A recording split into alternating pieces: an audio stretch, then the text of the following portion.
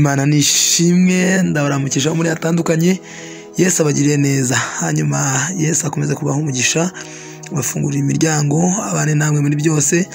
Rero Imana ibagiriye neza. Uyu munsi turi kuwa gatandatu, ni tariki 29 z'ukwezi kwa gatatu 2025. Rero Imana ishimwe. Hanyuma uyu munsi turi gusoma hano muri Zaburi, ni ibice 102 umurongo wa 29 na 30. Reka ariho dusoma, hanyuma tuguha kaze wowe ubasha kubana natwe. Yesu akugire neza.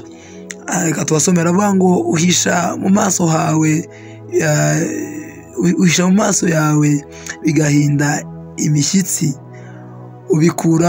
ubikuramo umwuka bigapfa, bigasubira mu mukungugu wabyo.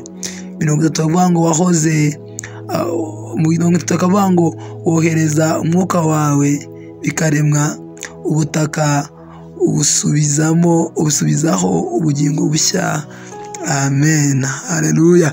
Ngaya magambo ngomba gusengera, ngaya magambo tugomba gushima Imana muri kino gitondo. Bibiliya yambwiye ngo Uwiteka uhisha mu maso hawe ibintu bigahinda umushyitsi.